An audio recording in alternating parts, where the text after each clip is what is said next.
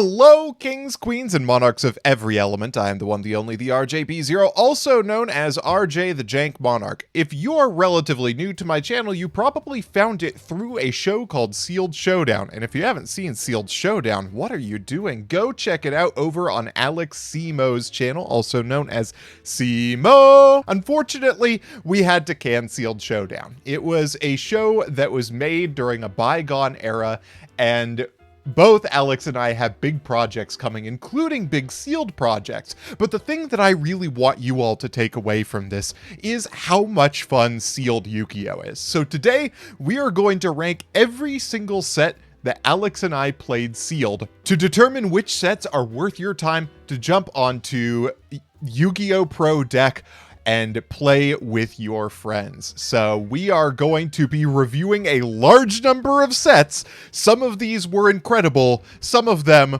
were Duelist Pack Aster Phoenix. Let us begin. We're starting off with Absolute Power Force. I want to say that this was actually a really fun set. Let's take a look. So if I remember correctly about Absolute Power Force, I think this was the Reptilian set. Our commons, we had Consecrated Light. Yeah, the commons were the Reptilians. This set was really cool. Pandaborg was like a repeatable guy. You could play with Shredditor. You could also use the Fire Ant and Supe and things like a Pocket to Kill to make your big dragon guys. There were a lot of really sick things in this set. Unfortunately, there were a lot of the higher rarity things that you just couldn't quite get away with playing, but pretty much everything else was worth having. This was a very fun set. I would absolutely put this into the I'd play it again tier. Kodaris is in this set. Oh yeah, we gotta put it in this. Do we not copy the image? Oh, come on. All right, so I am putting our very first set. We're starting off strong. Absolute Power Force in the I would play again tier. This was a good one. Also, it doesn't hurt that like 5Ds is such a hype era of Yu-Gi-Oh! So many cool things came out in this. It also had like some pretty good removal tools like Lair Wire. It had battle stops in Changing Destiny. Playing around Alien Brain was fun. This was a very good one. And of course, Kodaris. Blessed be his name. Oh boy, we are going from one of the best sealed sets that I remember to one of the worst. Abyss Rising is unplayable. It's so bad. It is literally just monsters. And then if you are the first person to play Bullblader, you win the game. It is the worst. This was so deeply unfun, which is too bad because Abyss Rising historically was one of the like coolest sets for the meta ever. Like it released Mermails, it gave rank 4 strategies Abyss Dweller to play around, which at the time was fun and not cringe. And it had a bunch of stuff like it made Madolches playable. This set had so much potential, but it just has nothing that you can play in sealed. So this one is unfortunately our first entry into the lowest tier possible. Duelist Pack Aster Phoenix. This was not a good one. Now here's a set that I really enjoyed, but Alex Simo really did not have a good time with. Ancient Prophecy. Let's pull up Ancient Prophecy in the pack simulator. So I had a blast with this set. There are a bunch of really cool things in it. This is actually arguably, by the way, the best what's it called? The best Wave Motion set. If you haven't checked out Wave Motion Yu-Gi-Oh, you gotta check out Wave Motion Yu-Gi-Oh. But it's got some really cool things in it. Turbo Rocket is really fun. You've got Kawaki Meru Speeder as a 2100 defender. You've got Gap the Divine Soldier, which is such a blowout card.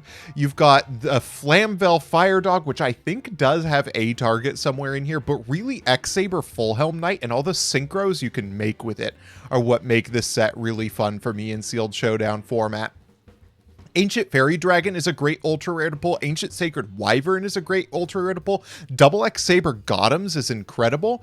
Kawaki Meru Graviros, like the Kawaki Meru things are not quite as good, But yeah, the ultra rares are really hyped to get. You can use Fall Troll, but Kawaki Meru Crusader is the super rare you really want, or Beast Machine King Barbaros Ur.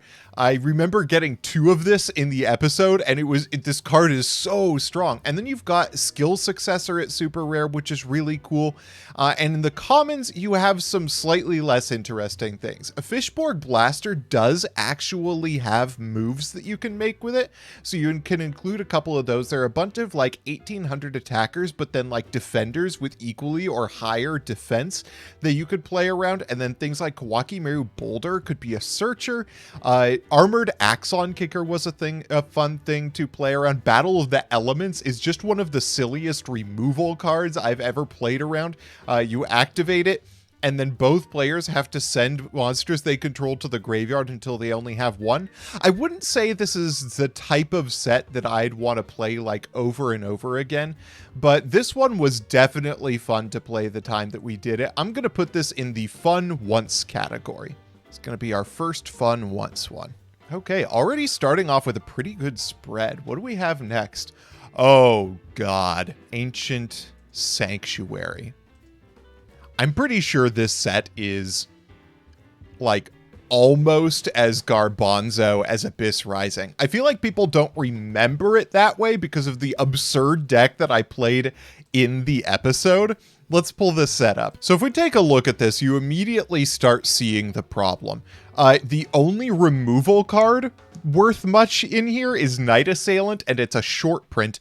And the only other good removal card is Order to Charge, which is also a short print. And both of these require you to go kind of negative tempo on them. There's Level Limit Area B in here, but that's not even the worst floodgate, because the worst floodgate in here is Wall of Revealing Light. Fortunately, Orders to Smash are in here, which means there is back row removal to deal with, but there's just not that much to do with your monsters. I played my ridiculous level 2 and lower vanilla strategy, but other than that, it's pretty much hope that you can get to like double Solar Flare Dragon, and don't attack into Legendary Jujitsu Master. This set is garbanzo. It is so bad. This one is also going into the Aster Phoenix tier is looking much more heavily populated than I expected to. Ooh, okay, here is a pretty good one. This is Battle Pack 2 War of the Giants. Now, Battle Pack 2 War of the Giants is an interesting case, right? What just happened with them? Let's get back in there. What is going on? There we go. War of the Giants is an interesting case, right? Because it is a really fun thing to play draft with, but it's really, really bad to play sealed. The problem with this set is that there's a lot of tempo play that you have to do all the time. Like you're always winning by being the first person to get a big monster that sticks for a turn and get some back row down. The interplay with this set is a lot less fun than it is with Battle Pack 1. The thing is,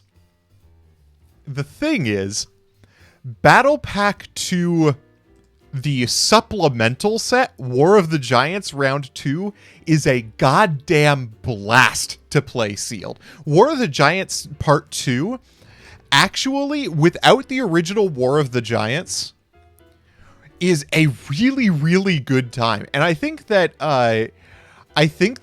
if you do the supplement with War of the Giants Round 2 with War of the Giants Part 1, it's actually a really good time. So you can play this sealed, you just have to not play it the way we did on Sealed Showdown. I would definitely play this set again. This was a really, really fun one. And if you're drafting it, I'm not sure if I would call this set peak Yu-Gi-Oh, but I definitely play it again. Don't remind me of the fact that I got decked out for game in this set. All right, what do we have next? Oh, we are only getting better right now. We started with Battle Pack 2, but we skipped over Battle Pack Epic Dawn.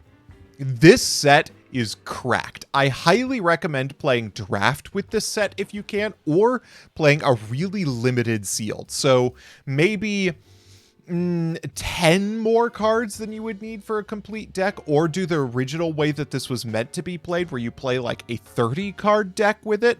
But if you are pulling like 24 to 30 packs of this set, it gets real boring real quick. But you get to make some really interesting decisions if you're playing with this in a like hyper limited context. Battle Pack Epic Dawn was of course made to be played sealed, and they knocked it out of the park.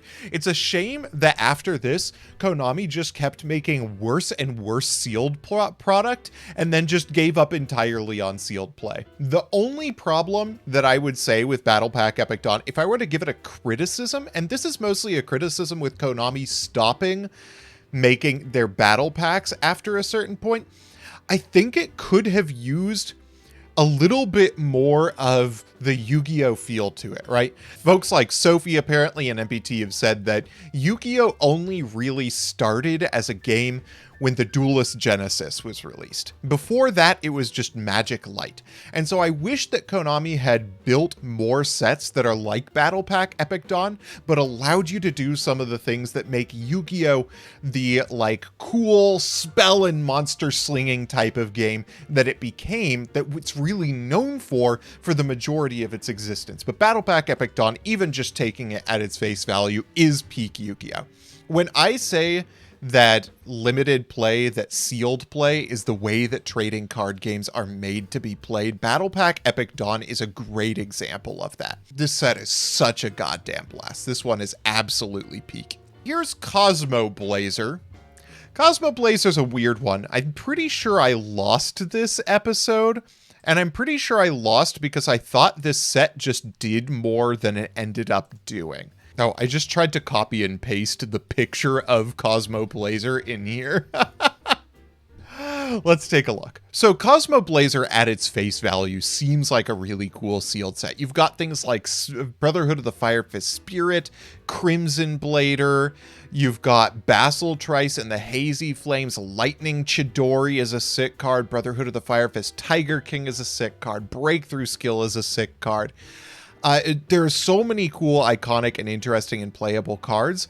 And then you get to the commons, and you start thinking about what playing this set is actually going to be like.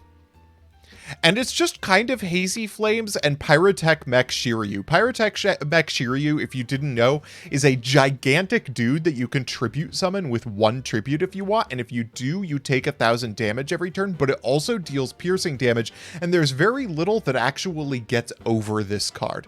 So it's a little bit sad that this is kind of the way that one of the most fun sets for the game of Yu-Gi-Oh! In terms of what it did for the format turned out to be largely a forgettable sealed format. Into the Forgotten Realms with you, Cosmo Blazer. Continuing with the C's, we have one of the funniest sets of all time, Cyberdark Impact. I don't think I need to tell you why this was a forgettable set. In fact, I don't think I had a bad time playing it. Snipe Hunter, it's hard to have, like, a bad time when Snipe Hunter is really the definitive card in here. There are some cool things that you can get out of here, right? Like you have Cyber Ogre 2 is a really cool card that you can pull. That's like a fusion that's actually kind of searchable if you do it correctly. And the Cyber Ogre itself is kind of fun. But overall, you just don't feel like you accomplish much with Cyberdark Impact. This one's definitely going into the forgettable tier. It's definitely better than Abyss Rising and Ancient Sanctuary because you feel like you're doing something with it. You're just not doing much. All right, next is Crimson Crisis. I think this one was okay. Let's take a look at it. So Crimson Crisis obviously has some sick shit to it. It's got Dark Strike Fighter and Arcanite Magician. Unfortunately, you can't summon Arcanite Magician in this set sealed. You've got Debris Dragon, but Debris Dragon doesn't have a single target in the set, so it's a 2,000 defender. The real story of the set is Flying Fortress Skyfire. If you can establish this card before your opponent does, you just win the game. You just... It is just Jover. Wall of Thorns is a cool thing in here that I did walk into repeatedly in the episode, but it just like is not worth what you go through for it. I'd say there was some interplay when Simo and I played it, so it wasn't like we were incentivized to just sit on our asses and do nothing for the entire match, but I just don't remember having an impression of this one. This one's definitely going into forgettable. Shout out to me hitting Simo with the, what is the Flying Fortress trap card? Fake Explosion. Shout out to hitting Simo with Fake Explosion to negate an attack and summoning the SK. Truly a wonderful moment. In to forgettable with you, Crimson Crisis. Oh, if I remember correctly, this is a good time. Cybernetic Revolution. Let's pull this one up. All right, so obviously Cyber End Dragon and stuff like that is kind of unplayable. UFO-roid Fighter is genuinely a thing you could potentially summon, which is hilarious. I find that very funny. But what's really fun about this is the commons and rares. Dimension Wall is a really fun card to play around. But then we all remember the Soitsu Doitsu combo I made on Sealed Showdown. Indomitable Fighter Lele and its combination with Protective Soul Island is really, really cool, and deciding how to use your Lele was like actually an interesting thing to do. And then of course you had the spiritual arts. Miyabi, Aoi, Kurenai, and Kurogane are really, really cool as far as removal goes. I wish there was a little bit more you could do in terms of special summoning, but you could actually make arguments for multiple different types of strategies in this set, which is pretty rare for sealed sets. Cybernetic Magician was also a really cool like boss guy that you could get, and Cyber Dragon obviously is nuts. So I actually would say this was fun to play once. I had a good time playing Cybernetic Revolution, if only for the fact that it is a format in which Soitsu Doitsu is a relevant move. Definitely a fun once set.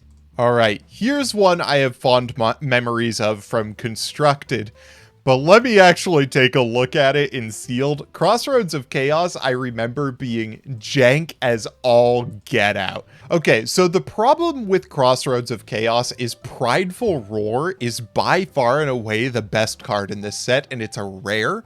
So there's a good possibility that one person gets like 3 of this card and another person gets like 1 or 0 of it. That's what happened to us in the episode itself, but I was still able to play around it.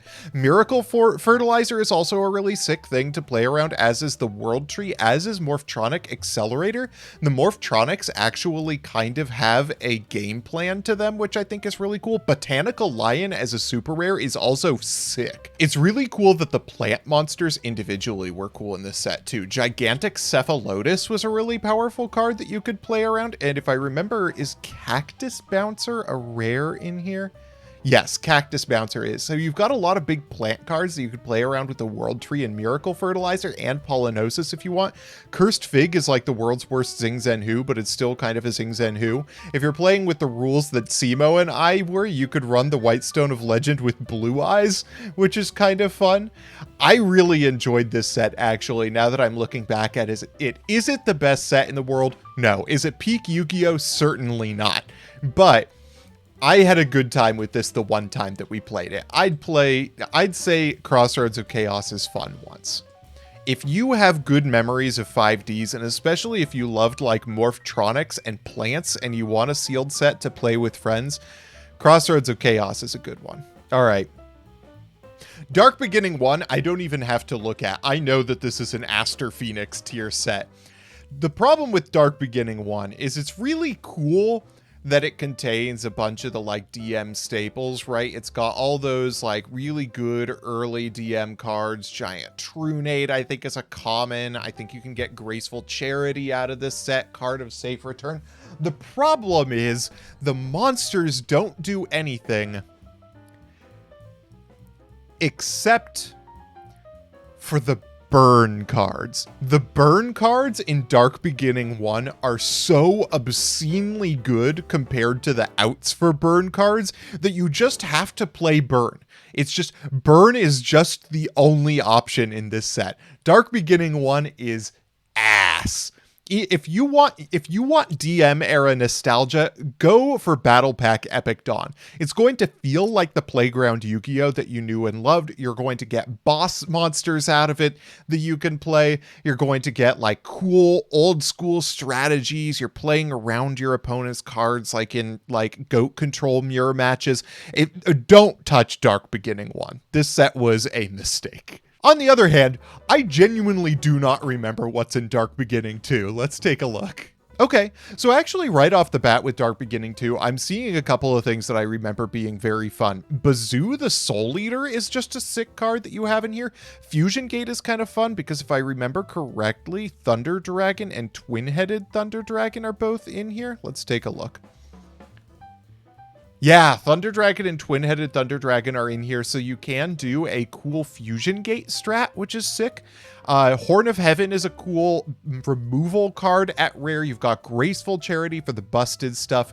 Ryu Senshi as well. Royal Oppression is not so fun, but it's also not a card that's going to be particularly relevant. If you've ever played Critter format, Sangan and Witch of the Black Forest are really cool to work with. Also, Guardian Sphinx is a shockingly good card in this set. The ultra rares in this set, for the most part, actually matter. Swift Gaia the Fierce Knight is a Gaia that you have the potential to normal summon without tributing. Beryl Dragon is a Junior Journey staple. Of course, Vampire Lord is incredible. Dark Necrofear is spectacular. Dark Ruler Hadez is incredible.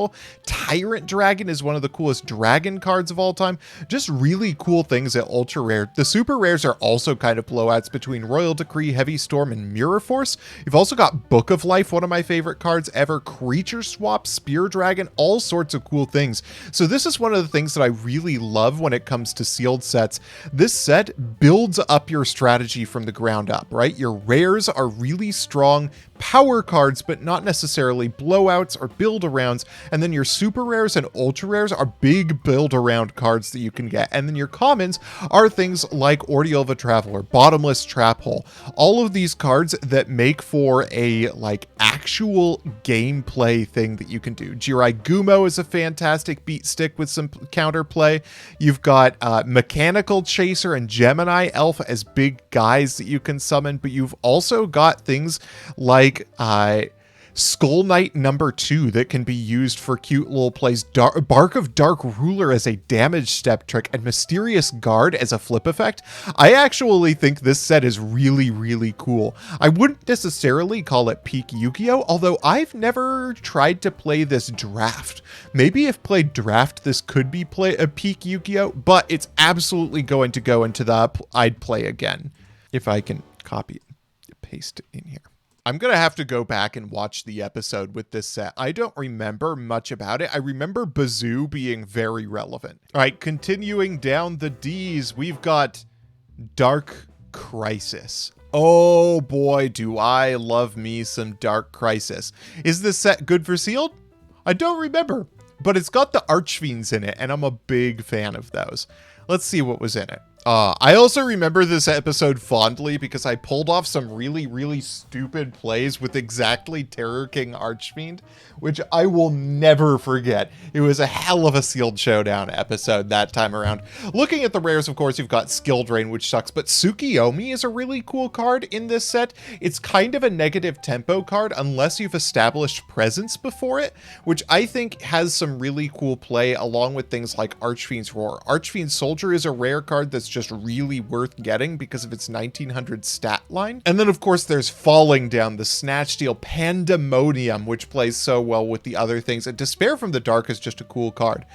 At super rare, there are some really cool things that you can get. DD Warrior Lady, Terror King Archfiend, and Darkmaster Zork are all like build-around cards that are very worth getting.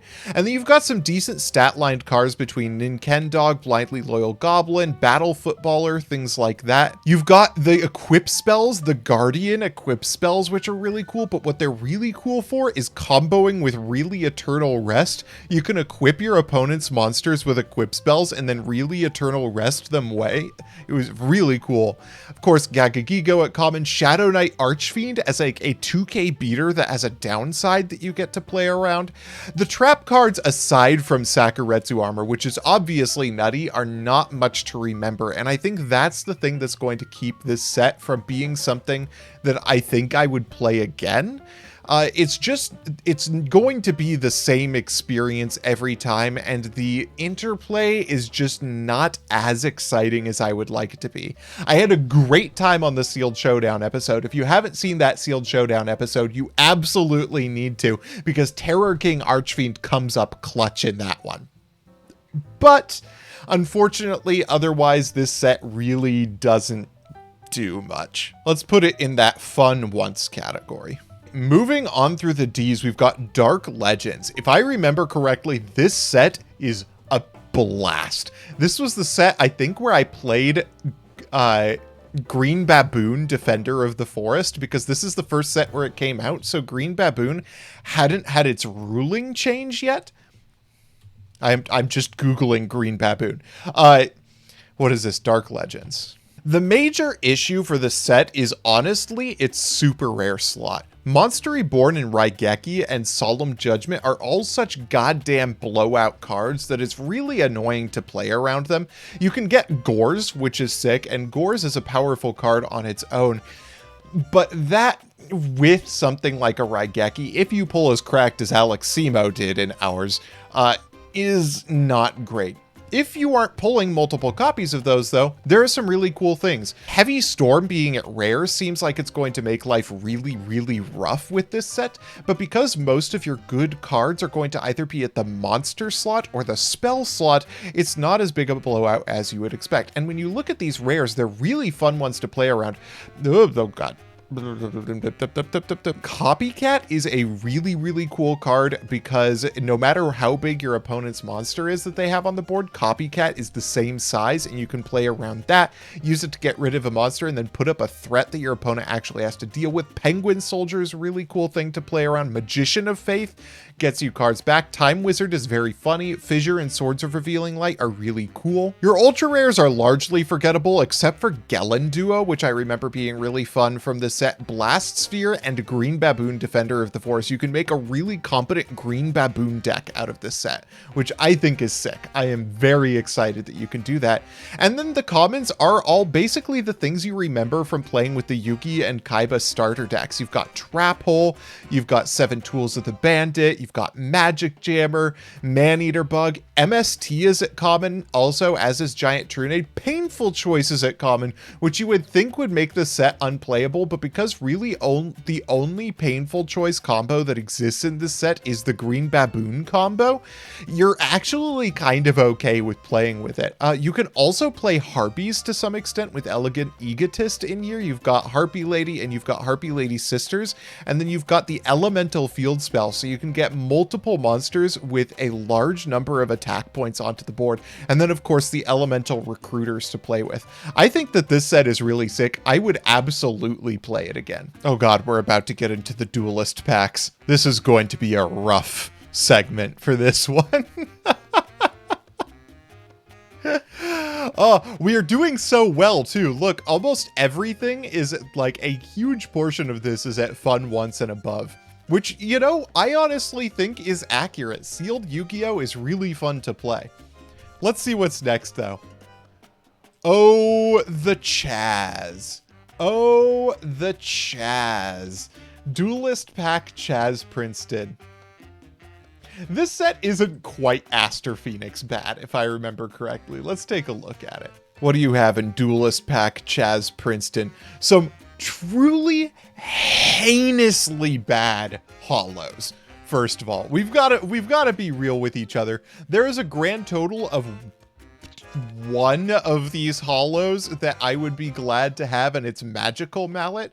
Ring of Defense is also kind of funny. There are some things that deal damage in this set, but overall the hollows are garbanzo. Of the higher rarity things, the best card in here is actually VW Tiger Catapult. I just call this one forgettable. It wasn't an unenjoyable experience. It wasn't like I was angry that I had to go through it, but I just like couldn't care less about this set. This isn't one of those sets where I was like sitting there regretting that I had ever started Sealed Showdown in the first place.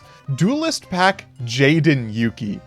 Okay, if I remember correctly, this one's really funny. All right, what do we have? Jaden Yuki 1. Let's see where we're at. Oh, this is the Burst Return set. Oh, that was really fun. If you remember in the episode, Burst Return was just a really sick card you could get at Super Rare that I got 3 of, where you can summon Burstinatrix and I think bounce all monsters onto the board. Yeah, so if you control a face-up Burstinatrix, return all face-up elemental heroes on the board. That includes your opponents on the field to the hand, except for Burstinatrix. So you could turn Burstinatrix into a multiple compulsory evacuation device. Such a sick thing. And then your rares and your super rares are you're just summoning hero fusions. That's the whole thing. You're doing Draining Shield to like protect yourself for a turn and keep your guys. You've got Miracle Fusion not in here. So you're using polymerization in order to play your big hero fusion. So you'd have to build up to them. And then you've even got a hero emerges to kind of like help get your guys onto the board early on. You could cope on Winged Karibo level 10 if you wanted to, but really the fun of this set is just beating each other in the face with elemental heroes. This is a set I'd play, or that was really fun to play once. If you like just summoning elemental heroes, this is going to be the set for you. This is the summoning elemental heroes set. All right, what's our next duelist pack? Jaden Yuki 2. Oh, if I remember correctly, this one's also really fun. Yeah, this one's a lot more forgettable. Wildheart is cool because it's immune to Hero Barrier, which is your main trap card, and is kind of like a dinky guy. But the unfortunate part is that Wildheart is also your biggest normal summonable that you've got. If you can get the opportunity to put Neos onto the board, it's really good because you can repeat it out. But without using Common Soul, Wildheart is by far your biggest dude. So this set was cool, like in concept, but I think it's largely forgettable. All right, what's next? Jaden Yuki 3, I can already tell you this one is in the Aster Phoenix level. Jaden Yuki 3 is just Grand Mole control. Whoever gets to summon Grand Mole first just wins the game. It's not a good time. You can summon the evil heroes, but your evil heroes are just going to get Grand Moled, so it's not even that cool to be able to summon the evil heroes. Also, there's literally no usable back row in this set. It's like Hero Metal, which does nothing. Duelist Pack Kaiba. This was a really funny set. Is it fun? Only if you're acting like you're Seto Kaiba. If you haven't seen that Sealed Showdown episode, the gameplay is not stunning, but it was just so much fun acting like being Seto Kaiba for an entire episode. This one was a blast. If you want to just like have a Kaiba off with a friend and just be dumbasses for a while, this set's a pretty good one. I'm just going to put this one in fun ones. This set has things like Flute of Summoning Dragon with triple blue eyes is a thing that you can do. It's got Judge Man in it. Interdimensional Matter Transporter is a very relevant card in this set. And then you've got La Jin and the Ancient Lamp, which are cards that you can play around. It's kind of fun. The gameplay is not memorable, but this one was very fun to play once. This one's one that you play if you want to really get into the role-playing experience. What do we have next? Duelist Pack Yugi. I think I don't remember putting this in. We didn't even play this in Sealed Showdown. Duelist Pack Yugi is really terrible because the main card that makes a difference in it is Marshmallow, because there are only, I think the only form of removal to Marshmallow that exists in this set is Brain Control. And that interaction is the only actual interaction in the set. Everything else is just back and forth normal summon guys, which doesn't even matter if your opponent has a Marshmallow on the board. Just a terrible set. What do we have next? Oh, folks. This one is a treat. We have landed on one of the best sets in this list of sets that we played on Sealed Showdown. If you haven't watched the Sealed I say this a lot. If you haven't seen the Sealed Showdown episode around Duelist Pack Yusei, you've gotta. That was some of the most fun I have literally ever had playing Yu-Gi-Oh! Let me pull this up for you, for those of you who are not familiar with this set. So each and every one of these synchro monsters that you see on the screen is not just playable, but relevant to the game. There is actual decision making involved as to which of these synchro monsters you make at any given time, and they're all really, really good. There's strategy to it. Urgent tuning is a cute way of getting monsters off the board. You've got Nitro Synchron, which can go into Nitro Warrior really easily because this set has because the set has Quillbolt Hedgehog in it.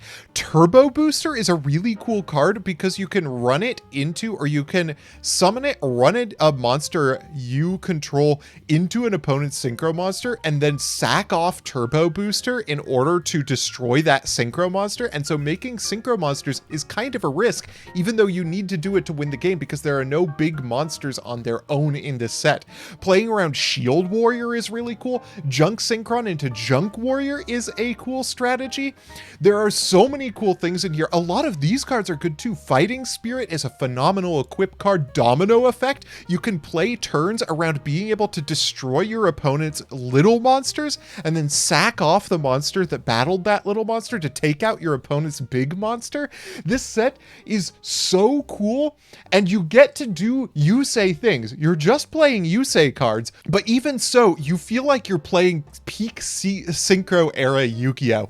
Duelist Pack Yusei is like the Kaiba set in that you get to pretend that you are Yusei, you get to have that roleplay experience, but you are playing actually good cards and the duels are good. The Sealed Showdown episode for this came down to Nitro Warriors equipped with a billion spells, just duking it out with each other, like actually throwing hands. This set is so cool. If you love 5Ds, you absolutely need to play some Duelist Pack Yusei Sealed with your friends. This set is so goddamn cool. Oh, this is arguably, I'd even, like, if it were up to me as a 5Ds fan person, I would probably put Duelist Pack Yusei above Battle Pack Epic Dawn because it fulfills that thing that I talked about with Epic Dawn that's like, I wish it felt more like Yu-Gi-Oh! Duelist Pack Yusei does, but I'd say that most people are going to have more fun with Epic Dawn than they're going to have with Duelist Pack Yusei.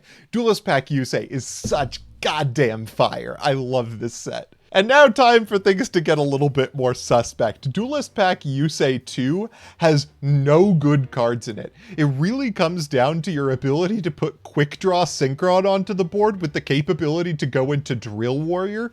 This set is pretty forgettable. TBH. The episode for Sealed Showdown for this was pretty fun though. And Duelist Pack Yusei 3 is probably worse, honestly. Let me pull up this set. This Duelist Pack Yusei 3 is just comedy as a sealed set. It's just funny to look at. Hold up. This is Duelist Pack Yusei 2 the set that has Scrubbed Raid in it, where it's literally just the Scrubbed Raid wars, and if your opponent has fewer cards left in deck after you start the Scrubbed Raid wars, you just lose the game? Oh god, that one's going down to Aster Phoenix. This one is probably just as Aster Phoenix as that one was. Duelist Pack Yusei was a high point in the world of Sealed Showdown, and these two packs were not good follow-ups to it. Actually, I'd put this one in Forgettable and this one in Aster Phoenix. Duelist Pack Yusei 3, you could actually at least play the game instead of getting into the Scrubbed Raid wars. Duelist Pack Zane Truesdale. I'm going to put this one in forgettable. Really, the only thing you need to know about Duelist Pack Zane Truesdale is that Future Fusion is at 3, Call of the Haunted is at 3, MST is at 3. I say all of these things are at 3. I'm saying they're at 3 because they're all commons. They are all commons, and then it's very easy to get Chimera Tech Overdragon and 3 Cyber Dragons, and that is just the name of the game when it comes to Duelist Pack Zane Truesdale. This set is very forgettable. Like, yeah, you can summon those guys, and it's fun to be able to do things like summon Cyber End Dragon in a way that's relevant, but this set is pretty garbanzo. It's better than Aster Phoenix because when you summon your big guys, at least they accomplish something. But god damn, this set is bad. Oh, we have arrived at another banger. We have arrived at another absolute just peak pack. Let's look up Dark Revelation 1. Dark Revelation 1 just seems to have been made for sealed play. This set is so goddamn cool for sealed play. You've got Spirit Reaper, which kind of sucks, but it's honestly very easy to out Spirit Reaper. Spirit Reapers are rare, but also so are things like Tribe Infecting Virus, Newdoria, Dark Geroid isn't out for Spirit Reaper, so Spirit Reaper isn't even that big of a worry. You've got X-Head Cannon at rare, Skilled Dark Magician at rare, your beat sticks are really good, but it's also really easy to get into like legitimate combo stuff, like Legendary Flame Lord is a ritual card that is very relevant in this set. It builds up spell counters to become a dark hole once it gets to 3. Very, very cool stuff. You can use Skilled White Magician and Skilled Dark Magician to great effect. Gravekeepers are a probably pretty playable strategy with Necro Valley in here. You've got just so many cool, like, off-meta boss monsters in here. Chaos Command Magician is a tribute summonable. Mystical Knight of Jackal. You've got Zork and Shinado. Some of my favorite cards in Yu-Gi-Oh! Are in here. And then things just keep getting better when you get to the Ultra Rares. You've got Nightmare Wheel, Spell Canceller, Breaker the Magical Warrior is in here. If you're playing with the rules that Alex and I did, you've got Dark Paladin, which lets you play Dark Magician and Buster Blader, which you can do with the Skilled Dark and Skilled White. Kaiser Glider is a really fun tribute summonable, and your commons are all cool shit. You've got all your Gravekeepers. Terraforming is easy to get in here, which means if you get 1 Necro Valley, then Gravekeepers are online. Reasoning is a really fun card, and you've got generic removal in the form of Raigeki Break. This set is really fun. It's big enough that you can get like a variety of strategies around it. Wave Motion Cannon is obviously an issue, but because there are things like Raigeki Break in the set, I would say it's not even like that big of a problem that Wave Motion is in here, partially just because you can outpace a Wave Motion based deck very easily. Also, it's got the Archfiends, and I like the Archfiends. Archfiends are very, very cool. And Sakuretsu Armor. This set, I would say, is definitely peak Yu-Gi-Oh! If you fondly remember this kind of like middle era of Yu-Gi-Oh! DM era, then you will love this set so much. This is really just a playground Yu-Gi-Oh! Set. I wouldn't say that it's as like cool feeling as Duelist Pack Yusei, or that it's as comprehensive a sealed set as like the battle packs, but Dark Revelation 1 is just a really cool set, and you'll always have a different strategy when you open it. All right, Dark Revelation 2. This set's terrible. This set is just garbage. I'm pretty sure this set is Ancient Sanctuary and IOC and nothing else. If I remember correctly, this one is very forgettable. I wouldn't call this a bad set, but it's just not as much fun as you would expect things from the Invasion of Chaos era to be. I'd just call this one forgettable. We're starting to see a very distinct skewing on this list, aren't we? It seems very much so far that things are way heavily on the forgettable end, but once you get above forgettable, it is worth playing most of these sets. All right, moving on to Dark Revelation 3. This one I have fond feelings for, mostly because this is my favorite part of of Yu-Gi-Oh! In terms of the cards that were coming out, everything was kind of janky, but as long as you weren't playing cards that came out before this set, or before this era of Yu-Gi-Oh!, which is the Rise of Destiny, Soul of the Duelist, Flaming Eternity kind of trio, you could really put down some very cool cards, including my favorite DM era card, Horus the Black Flame Dragon, and my second favorite DM era card, Sacred Phoenix of God. That is terrible. Sacred Phoenix of Nephthys. But let's take a look at the set and see where we really want to put it. So right off the bat, we're seeing some cool things with this set. Ninja Grandmaster Sasuke and the Dark Mimics are really cool. Armed Dragon level 5 being a rare is a little rough. This is one of the most fun cards from the era, and it is very difficult to get copies of it, as those of you who have watched I Challenge You can attest. Hammer Shot is a very good card for the comebacks, though. The major issue with this set is a particular combo. Spirit Barrier and Astral Barrier. A very difficult combo of cards to out, and if your opponent can just put guys on the board that are going to survive through it, then it's tough to get damage in against your opponent because they just stop you from taking damage as long as a monster is on the board. It's relatively easy to clear those monsters in this set, but that can be an issue. You've of course got the Soul of the Duelist cards. I love Masked Dragon. You've got Dark Mimic level 1. You've got the ability to go into your level guys, and the combination of Masked Dragon and Element Dragon is just one of my favorite interactions in early Yu-Gi-Oh! Harpy's Hunting Ground is also a real consideration. You can, of course, only play 3 Harpies in this deck, but it's a thing that you can do to create back row removal if you really want. And then Xing Zhen Hu, if you're fast enough, can lock up the Spirit Barrier, Astral Barrier combo.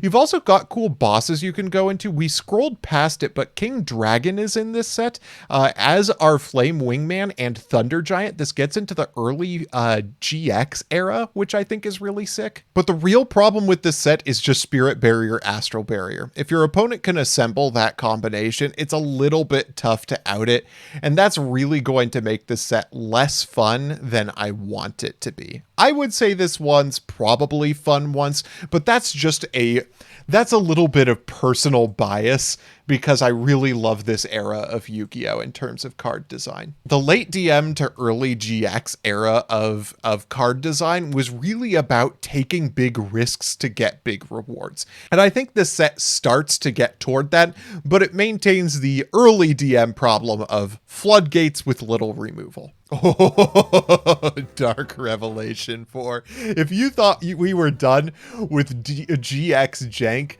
oh, this set is really, it just exemplifies GX jank. So looking at the set, there's just some sick stuff in the ultra rare slot. You've got, of course, Flame Wingman. You've got Shining Phoenix Enforcer as a sick boss if you have a way of getting the cards in the graveyard for it. I think there are some fusion substitutes in here as well. Treeborn Frog at ultra rare is sick. Cyber Phoenix at ultra rare is sick. You've got the Sacred Beast, Pot of Avarice, Cyber Dragon, and the Cyber Dragon fusions. The Dark Worlds being at ultra is a little bit disappointing. I would have liked to have seen those at common or rare, but you know, you work with what you got. System Down deals with a lot of the real problem cards in here, things like Gyroid, but you've also got Cybernetic Magician at rare, which is kind of like a jank monarch, if you will. Steamroid is a cool card. You've got a bunch of fusions that are just genuinely worth making. Cyberblader at rare is a really cool thing that you can make, and there aren't really floodgates you have to worry about. Obviously, you have D-Fissure Macrocosmos, which are not ideal, but they don't actually stop you from playing the game. There's very little graveyard stuff going on in here. The only major problem I would see as far as floodgates is actually Clock Tower Prison. You need to be running away to out Clock Tower Prison, but those things do exist, such as BES Tetran and a couple of other field spells that you can knock it out with.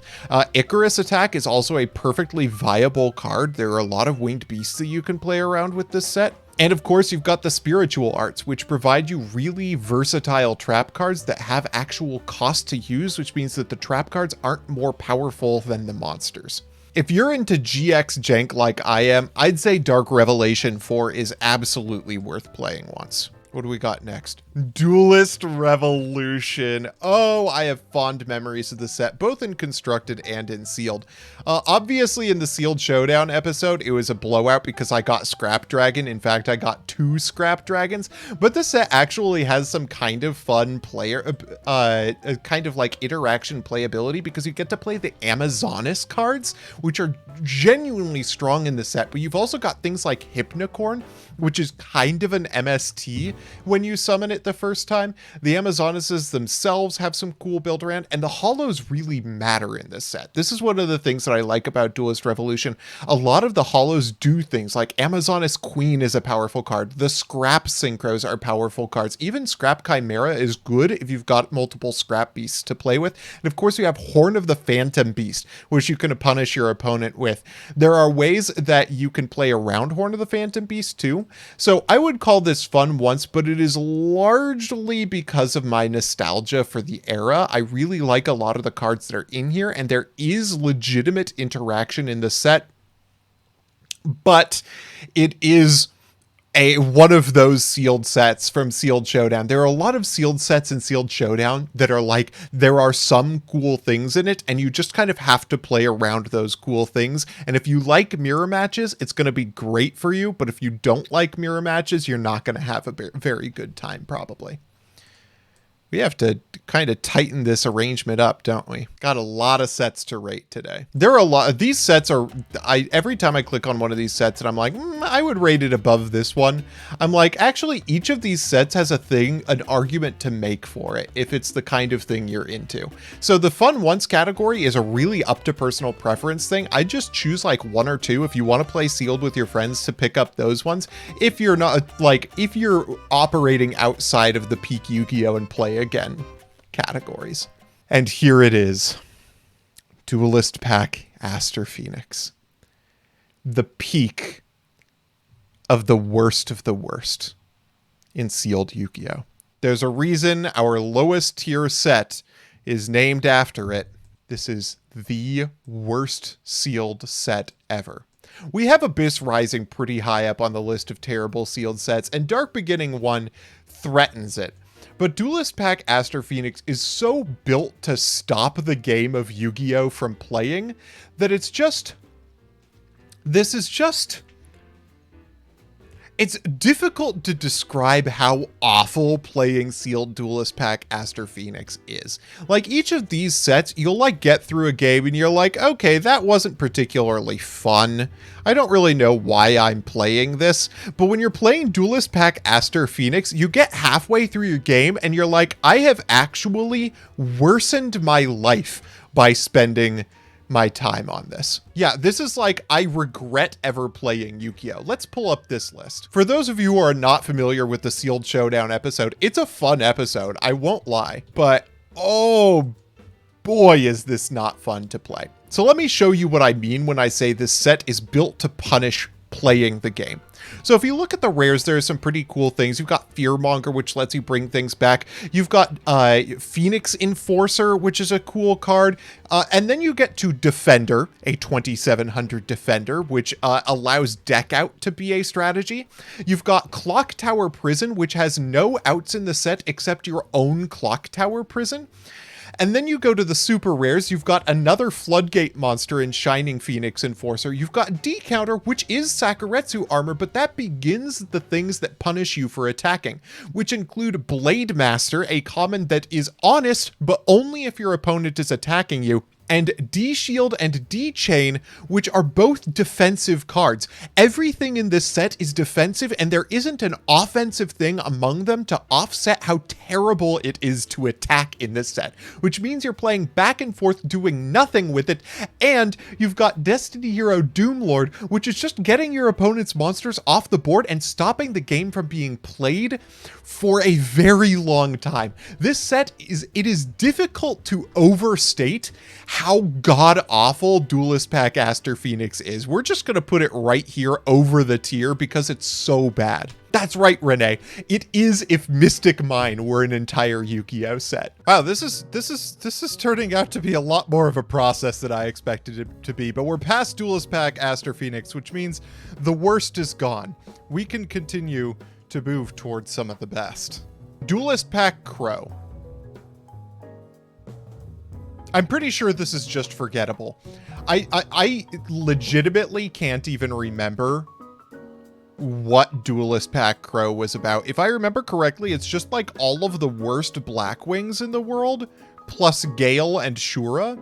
It's just not an exciting set. Like, it's like Blackwings and Edison. Like, you might as well play Blackwings and Edison, because at least you're playing good cards alongside the Blackwing monsters. Some of the Blackwing cards are kind of cool, but they just like, it's just like, what's the point? Duelist Pack Jesse Anderson. This one's very similar to Duelist Pack Jaden 1, where if you're really into the roleplay aspect, if you really enjoy the Crystal Beasts themselves, it's gonna be a good time. You've got the Gravi Crush and Magna Slash that are making it fun. You've got Grave Squirmer, which is a card in this set, and then you've got Crystal Raigeki and Crystal Abundance. So if you really, really want to just play Crystal Beasts, this set is one of those fun ones. It doesn't have Sapphire Pegasus, which is weird. It is definitely weird playing Crystal Beasts without Sapphire Pegasus, but I think it's actually improved by that fact. Elemental Energy. Oh god, I remember this set. Yep, it's this set. So Elemental Energy is kind of a cool set in that it contains the Dark Worlds. It's your first access to Chthonian Blast and things, which is a cool conditional removal. And then that's kind of it. This set is just normal summon big guy, and maybe, if you're lucky, special summon big guy. And the big guy isn't even that big. It's a Silva. It's just not a good time. This one's probably, honestly, goes all the way to Aster Phoenix level. What's next? Enemy of Justice. Okay, this set is sick in sealed. This set's a cool one. Let's pull it up. All right. So right off the bat, you can see some things that look like they would be awful. Banisher of the Radiance is in this set at rare. You've also got both Macrocosmos and DeFi in here, which seems really terrible, but there's not that much graveyard stuff to be done. Oh, Oversoul is funny, but you don't have any common heroes to play with it. And then you've also got some really just genuinely cool combos in this set.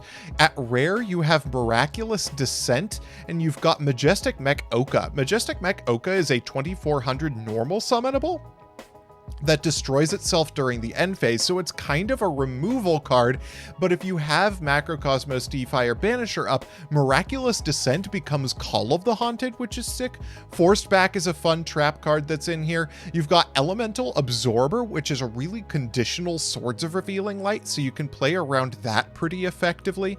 You, of course, have Phoenix Enforcer and Shining Phoenix Enforcer, which if you're playing the rules that Alex and I did, you can actually play and are pretty decent cards. Cyber Prima is a really fun one. She destroys all face-up spell cards on the board, which means she takes out Clock Tower Prison, which is another card that's at pretty high rarity. Cyber Phoenix is a cool card, but the card that really makes this set fun, the two that really make this set fun, are Cyber Gymnast, which is kind of like Exiled Force, but that you get to keep on the board, and Swift Birdman Joe, which is kind of Giant Trunade. I think this set is genuinely fun to play once. If you want some of that GX stuff to play, this is a pretty cool set. All right, what do we have next? Extreme Victory. This is a fun set because this is where you get the Earth Psychics, which is cool. And you also get the TGs. I just realized that I've had music playing in the background this whole time. Oops. Okay, so obviously it's super rare. You have Power Gladiator, you have Silent Psychic Wizard, Dodger Dragon, and Safe Zone, all really powerful cards. If you can get 2 Reborn Tengu, that's pretty cool, but largely inconsequential in this set. The Mech Lord army cards are also really cool randomly in this set. They're like 1800 monsters with decent effects, and they can combo with Chaos Infinity to be kind of like a, like an anti-defense card, and there are a lot of high defense cards that you can work with. The secret rares are largely forgettable, as are the ultra rares, if I remember correctly. Yeah, not a lot to work with here. But when you get into the commons, you see some really fun things. You've, of course, got Esper Girl and Silent Psychic Witch. You've got Elder of the Six Samurai, which makes tribute summonables a thing. And you've got a decent tribute summonable in Nana Sheik, the Karakuri Ninja. You've also got Nanishi, which allows you to get an extra normal summon if you want to get Nana Sheik that way. There are a lot of cute things in here. I honestly probably have to put this in forgettable because there's not that much to sell this set on. It's like a more playable, more interactive version of most GX sets, but I enjoy this set a lot, mostly because it makes a bunch of cards that are like not good in the constructed Yu-Gi-Oh! Into like actually pretty good cards. This set is like top end of forgettable. This is some high quality forgettable Yu-Gi-Oh! Right here. Flaming Eternity, I can already tell you this set is forgettable. There's basically nothing to sell this set on. I remember it kind of just came down to who got Phoenix Wing Wind Blast and did somebody get a Monarch. It's just not a fun set. It's not like Aster Phoenix bad, if I remember correctly. There are some things like you can play back to square one, but it's definitely one of those unga bunga big number beatdown sets. Much as I love a lot of the ultimate rares from this set and a lot of the like strategies that it brought into Yu-Gi-Oh!, especially in Duel Academy format, for sealed, this is not a great one. What's next? Force of the Breaker. This is another one of those GX sets where if you're just a big GX anime fan, you're going to be really satisfied by this set because both Crystal Beasts and Volcanics are genuinely strong in this set. It's just the Crystal Beast versus Volcanic set. And much like it seems like most of our Fun Once sets are, this one's a theme set. So that's what I am discovering when it comes to the Fun Once category. If you are a fan of a particular theme of cards, these are the sets that you're going to enjoy. You've got things like Ancient Prophecy that allows you to play some like pretty Garbo tier 5D cards in a relatively competitive format. You've got Cybernetic Revolution, which has all the Union stuff that you can do with it. You've got Dark Crisis, which is all that like playground Yu-Gi-Oh! Jank. So yeah, this is all very much themed sets. And then there's Galactic Overlord. Galactic Overlord in Sealed Showdown produced some of the most anime moments ever. We've got the crazy comeback that I had against Alex's, what is it, the Bullet Train card that's like a 5,000 attack point dude. This set is genuinely fun, and I'd play it again, even though, if I were to recommend it, it's probably a Fun Once. If I'm recommending this set for other people, I would say it's definitely a Fun Once set. But it's definitely a blast to play the Hieratics and get a bunch of blowout cards, and it's also got some decent interaction between Hieratic Seal of Banishment and also Camera Clops, I believe, is in here, which is a good interaction card. But it's really fun if you like the Hieratics and if you want those like wild anime moments, and if nothing else, it's worth watching the Sealed Showdown episode. Generation Force, this is an easy Aster Phoenix for me. Generation Force is a garbage set for sealed play. Zexal did not start off with a bang. Gladiator's Assault. Gladiator's Assault is a cool one. This is another one of those ones that's like, if you really like themes, it's fun. But the theme you have to like is Gladiator Beasts, and if you don't get the good Gladiator Beasts, it's not that good a time. I would definitely put this one in forgettable. It doesn't have that much interesting interaction. You're going to be playing a Gladiator Beast mirror match, which will ultimately come down to the person who has the better Gladiator Beast pool. And I remember in Sealed Showdown, I definitely didn't have the better Gladiator Beast pool. Gold Series 1. This set is cool in that it has very strong cards. I will say that in its favor. It's got Doom Dozer and the Pac-Man cards, which are all insects. It's got things like Mirror Force in it, I think. It's even got like some other like big monsters to work with. Let's pull this one up. Gold Series 2008. Yeah, the Gold Series sets were not highlights in Yu-Gi-Oh! So Breaker, DD Warrior Lady, and Cyber Dragon are all really cool things to have in here. I will say that. Jinzo is a powerful boss monster, but unfortunately, Jinzo is a little difficult to out unless you have exactly DD Warrior Lady in play, or Swords of Revealing Light and one of your Swarm monsters, one of your Pac-Man guys. Also, Crush Card is in here, which is not great, but Alex and I had a great time playing this set despite the fact that Crush Card is in this set because it's kind of easy to play around. A lot of your best cards at low rarity are fairly dinky monsters like Nudora or the Pac-Man monsters. So while this set isn't really exciting to play, it's not bad. I'll put this one in forgettable. We're gonna squish it a little bit. Gold Series 2009, if I remember correctly, has a similar problem. Yeah, if you look at it, it's just like Monarchs. It's pretty much just Monarchs. That's the problem with the Gold Series. They're so themed that it's a little bit tough to create anything interesting out of them. Obviously, the Six Samurai are kind of cool. Maybe if you combined Gold Series sets, they'd be fun to open, but on their own, I think every single Gold Series is forgettable or worse. Gold Series 3 has basically it's just all non-cards except for your gold rares. Gold Series Pyramids edition, if I remember correctly, is just like Blackwing stuff. And then Gold Series Haunted Mine was fun because of the trap monsters. I will say that the trap monsters were pretty fun to play around, but ultimately these are all forgettable or worse. I think we can just stick with all the Gold Series being represented by Gold Series 2008. And then there's Invasion of Chaos. Invasion of Chaos, Invasion of Chaos. Honestly, I would put Invasion of Chaos in forgettable tier. This set is not particularly interesting or fun to play. You've got the Chaos monsters, which is kind of crazy, but they're high rarity and like they don't make the set particularly fun, and everything beneath that is just guys that don't do much. It was a hell of a Sealed Showdown episode. But despite this being one of the most notable sets in Yu-Gi-Oh's history, for Sealed, it's one of the less notable sets. Judgment of the Light. This set, oh god, this set was something, wasn't it? Yeah, this set is pretty cool. It's got some like relevant synchros and Xyz monsters at rare. You've got very, very cool super rares, both in the Xyz and synchro slots.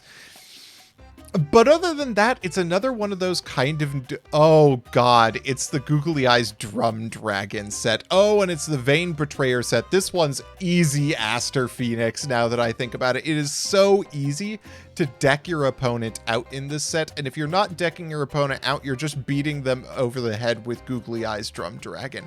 This is one of those sets that was fun for Sealed Showdown because you got to show off really cool things that weren't ever playable in the meta, but for actually playing the set rather than watching it on a TV show, this one I cannot recommend. A great Sealed Showdown episode, though. The Legendary Collection 2 Mega Pack. If I remember correctly, either this one or Raw Yellow was one of the most fun sets I have ever played Sealed. So at Secret Rare, you've got a lot of cool things. Dandelion is sick, Cyber Dragon is sick. It's pretty easy to get multiple Cyber Dragons if you want to go after Cyber End Dragon. You've even got Power Bond if you want to do things with that. Obviously, you've got the U-Bells, which suck a little bit to open, but you've got a very, very playable Gladiator Beast lineup in here, which is cool. You've also got Dark Calling alongside some evil heroes that are in this set. I believe at common and rare. No, they're at super rare, which is still pretty easy to get. You've got Crystal Beasts as a viable strategy. The Crystal Beasts are largely at common, if I remember correctly. Yeah, the Crystal Beasts are all at common, as is Crystal Raigeki. Thunder King Ryo is also a common, as is Judgment Dragon. It's very playable. This is definitely an I'd play again set, but I actually, if I remember correctly, don't think this set was as much fun as the Raw Yellow Mega Pack. I think the Raw Yellow Mega Pack, which will be farther down, is like this, but it makes the strategies that you actually want to play a little bit more playable. But this one is definitely in the I'd play again category. This one is up there with Dark Legends in that there are a bunch of like very viable strategies in this set. Legendary Collection for Joey's World. If I remember correctly, this set is cool, but not that cool. You've got all of those like high rarity Joey vanillas, but you've also got things like the Dark World monsters, which are kind of cool. Let's take a look at the gallery. Yeah, you're gonna see what I mean. We've got all of these cards at common. Jinzo is a rare, which is really cool. You get to play with Jinzo very easily. A lot of these like kind of suspect Joey cards are at common. Copycat is again a very cool card. Red Eye's Darkness Metal Dragon is a fairly playable strategy in here, but then you also have those DM staples that just tend to ruin games. Things like Raigeki, Monster Reborn, Giant Trunade is easy to get copies of. Bottomless Trap Hole is in here. If you get hit with something like a Harpy's Feather Duster at the wrong time, this set becomes much less fun very, very quickly. I do like that the dinosaur cards are a real playable strategy in here. So this is a little bit like the Legendary Collection GX in that you've got multiple strategies worth playing, but it's a little bit hampered by the DM staples. I'd say this one is fun to play once, but I probably wouldn't make a habit of it. Legendary Collection Yugi's World, on the other hand.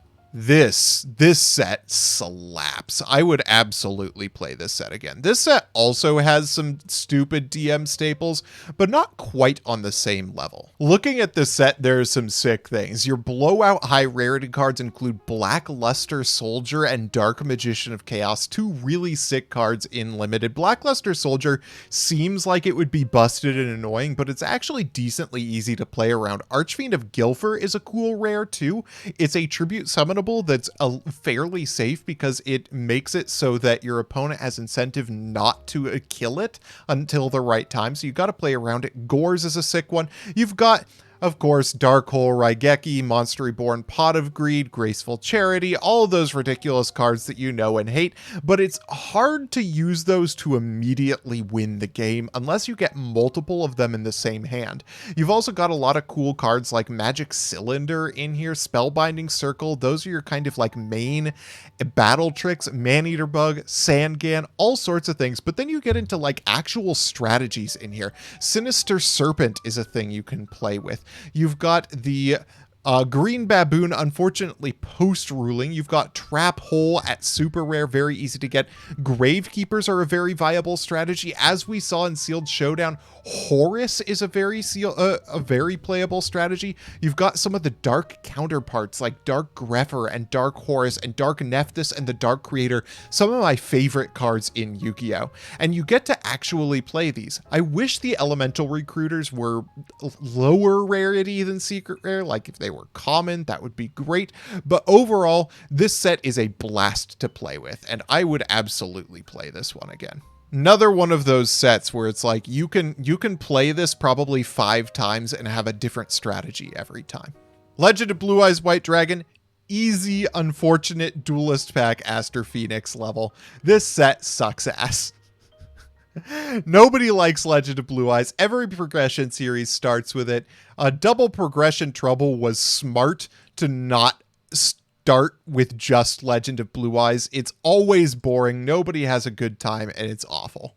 Legacy of Darkness, on the other hand, is a really cool one. This is the set that has the like tribal play around. So you've got the Dragon Tribe, you've got the Fiend Tribe, and you've got the like Warrior Spellcaster Tribe, and you can play around each of them. This one isn't incredible, but there are cool things in this set for sure that make it worth playing once. Especially if you're into early DM era Yu-Gi-Oh! I'd say of the first like few DM era sets, this one is the most fun. Light of Destruction is a sick one. Light of Destruction is, if you're doing progression series things, Light of Destruction is a set you're honestly going to experience with rose-colored glasses. If you're doing all of these in order, Light of Destruction just feels like the end of an endless hellscape of bad GX sets, so it feels like it's really cool because you've got all of these new strategies you could potentially play with, but I would say this set is probably at the fun once tier. I really enjoy this set as far as sealed showdown eras go. I got a ridiculous pack opening for this one, and there are cool things you could do with the battery men and with the light sworns in this set, but ultimately you're not going to want to play this one sealed unless you're really into light sworns. In fact, it may even be forgettable tier. All of these ones down here over to the right are like, yeah. Labyrinth of Nightmare. This one is very polarizing. It is very difficult to grade this set because it's just all gambling. It is all gambling. I would say ultimately, if you're not playing this in Sealed Showdown as like a series, this one's Aster Phoenix level. The fact that Fairy Box basically determines the entire set is terrible. It's not a good time. Lord of the Tachyon Galaxy is also a pretty forgettable one. I would put it in fun once a tier, but like, it's pretty much just the Battle in Boxers.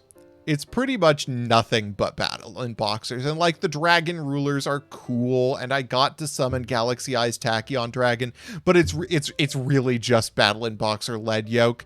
That card is oppressive, and it has no good outs in this set. Magician's Force, another very forgettable one. Unfortunately, despite the fact that this, just like Labyrinth of Nightmare, was a really, really good episode of Sealed Showdown because of that outplay that I pulled against Sima with the Wave Motion Cannon and the healing card, this set is terrible because of exactly Wave Motion Cannon, and you really can't stop that fact. It does have the nostalgia feel to it, so I'd say it's almost forgettable, but because of Wave Motion Cannon and the fact that the nostalgia lures you in, this has to go into Aster Phoenix. What do we have next? Metal Raiders. This is a sick set. There are some really cool cards in Metal Raiders. You've got some like playing around cards that you can do. The Jirai Gumo battles are kind of sick. I'd say that Metal Raiders is fun once, if for no reason other than pure nostalgia. This is the set that Legend of Blue Eyes kind of wishes it was. It's one of those like early Yu-Gi-Oh, early DM sets that you like really feels like your childhood if you were there when like, you know, starter deck Yugi Kaiba came out, but and that's really the appeal of it, and there are some cool things you could do with it that make it worthwhile. Magic Ruler, also awful. This was another good Sealed Showdown episode that is just a not fun set. You've got the elemental recruiters, but you don't really have anything worth doing with them. It's just, you've got Crab Turtle. Crab Turtle is the big deal. If you want to summon Crab Turtle, have at it with Magic Ruler, but otherwise not worthwhile. Order of Chaos, another forgettable one. This is another set where there just like aren't many decent strategies to play with. You've got kind of the Inzectors if you're lucky. You've got kind of the windups if you're lucky. It just does not. It's just there are better things you could be doing with your life, but it's not actively unpleasant to play. Pharaonic Guardian. This is absolutely like at the top of fun ones. And the reason why it is because the gambling in this set is better than the gambling in any other set. Did you know that I think the fourth most watched video on Simo's channel is the Pharaonic Guardian episode of Sealed Showdown? It's really fascinating. People love gambling, and if you love gambling, this is the set for you. You've got Ordeal of a Traveler in here. You've got monsters that if you run over them, you lose the game. But if you you don't lose the game, but you lose tempo. It's got the Gravekeepers. It's got zombies, which are worth running. It's got a bunch of really cool stuff. It's got good interaction in it. And even though Ordeal of a Traveler is a really annoying card to play with, the mind games of Ordeal of a Traveler are actually pretty peak. I'm not sure I'd play Pharaonic Guardian again sealed, but I'd be very, very tempted. This is the set to play if you want to get it twisted.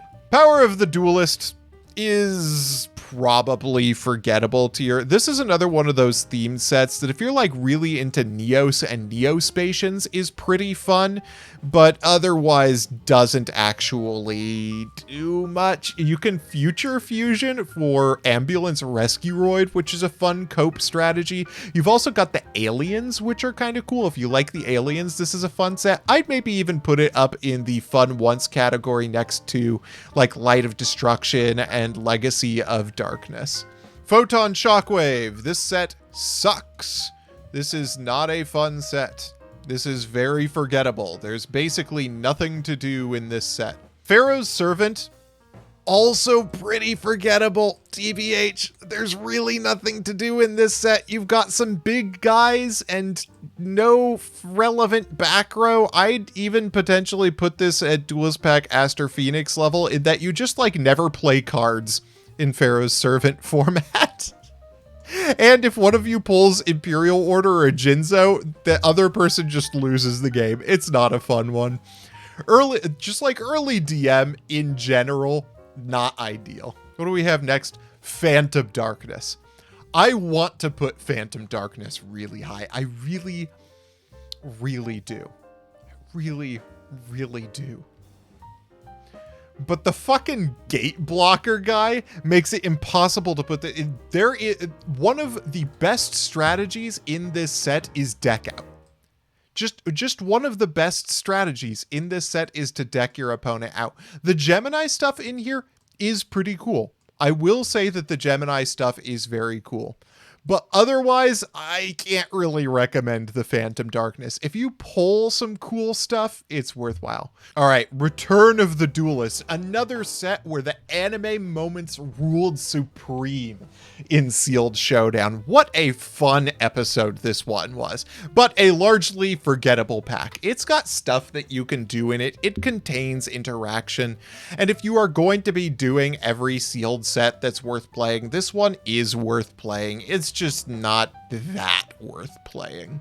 Retro Pack 2 also is pretty garbage. The problem with Retro Pack 2 is it's a set where going first is everything because there are a million pieces of back row and there is no good back row removal. This set is just the definition of Unga Bunga, and it's not like Aster Phoenix in that it's grueling. It's just that you know who's going to win from the coin flip.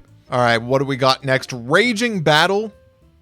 Not gonna lie, kind of slaps. This is one of those themed sets that if you like the themes that are in it, you're gonna have a good time. It's got good Kawaki Meru stuff. It's of course got the Black Wings in it.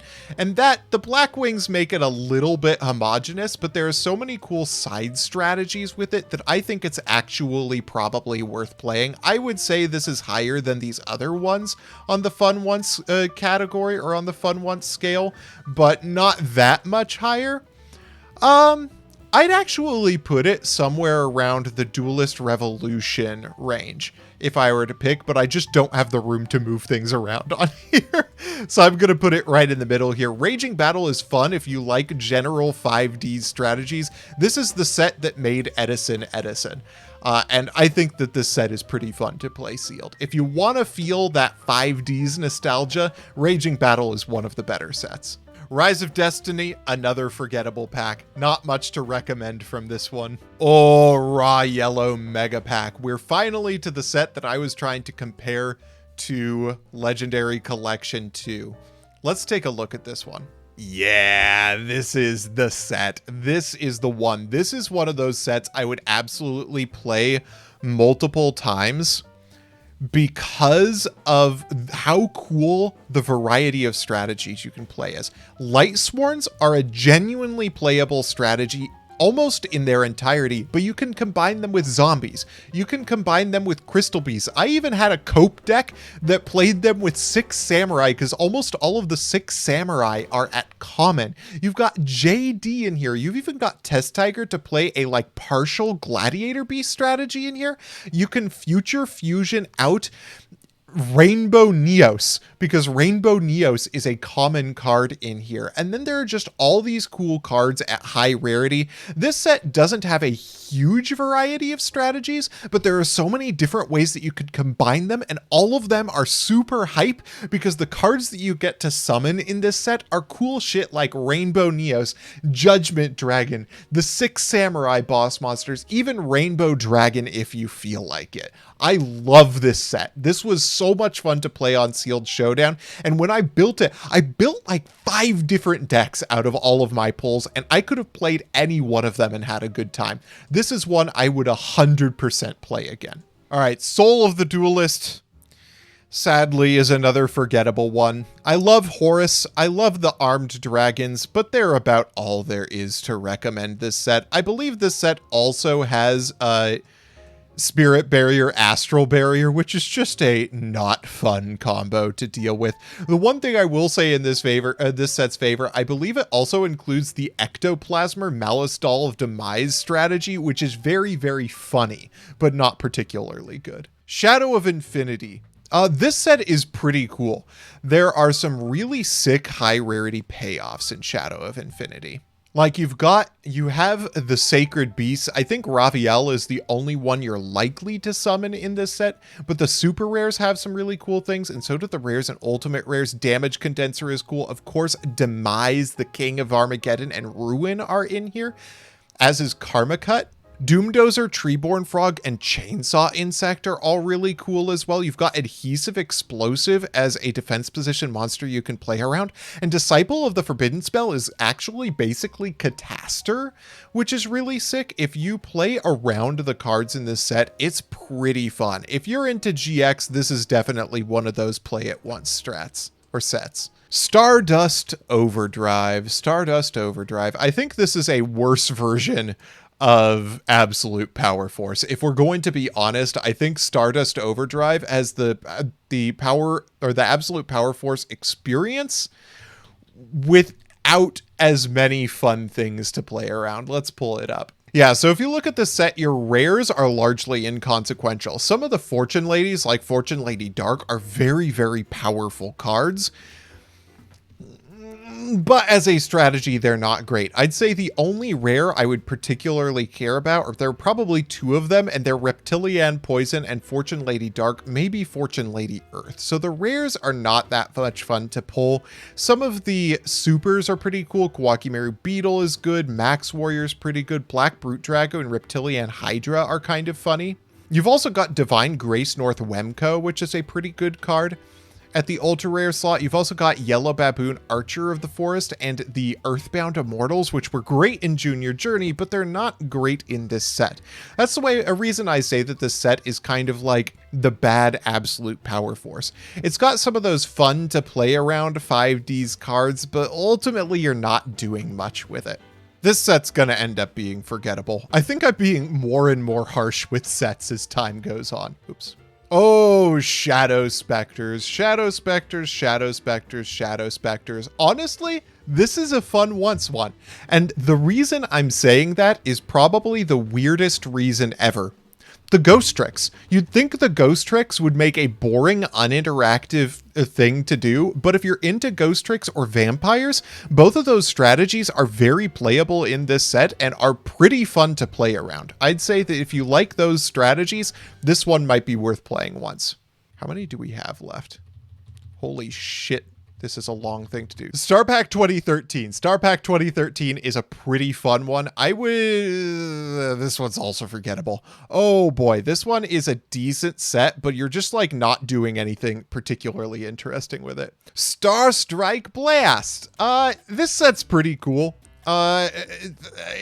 If you pull Shooting Star Dragon and you're playing with the rule that Simo and I did where you'd get Stardust Dragon, it's really fun because Shooting Star Dragon's a cool card, but I remember the cool strategy I thought of in this set was it was just Naturias. It was just summon big Naturia. The Karakuris have some cool like play around with them, but it's another one of those sets where there are like 2 removal cards that you play around, a couple of decent monsters, and that's the name of the game.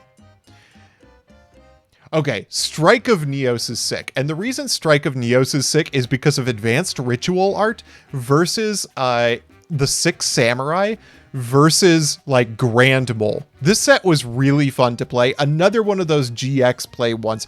I am a GX coper. I hated GX and Sealed Showdown in general. Like, I hated on it a lot, but I look back on it with nostalgia, with really rose-colored glasses. And Strike of Neos was when it started to go from like really grueling and memey to actually being pretty fun. I would definitely recommend playing this once if you're into GX. If you want to do a like suite of fun GX things to do, this series of fun once sets are definitely the way to go. Storm of Ragnarok, also pretty forgettable. It's got a lot of good trap cards to play with, and it's very funny that Watmole is an extremely relevant card in here, but it's among, again, the suite of this is a problem with Yu-Gi-Oh! Is that the sets are really good at setting up a couple of removal cards, a couple of decent monsters, and then that's kind of it.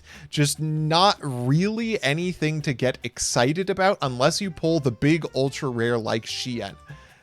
Tactical Evolution. Okay, folks. Tactical Evolution is a bad time.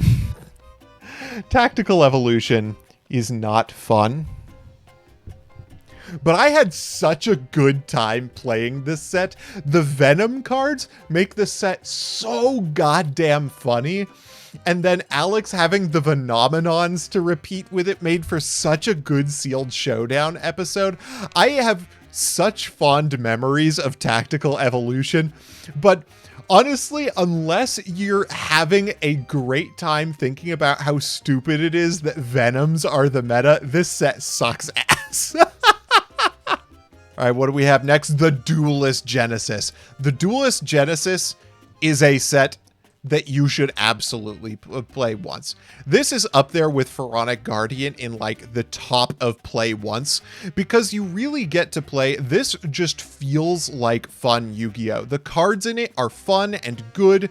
You can get multiple different strategies based on your hollows, which I think is sick. It's always something I love in a set, is your hollows determining like how you build the set without being like totally game determinative.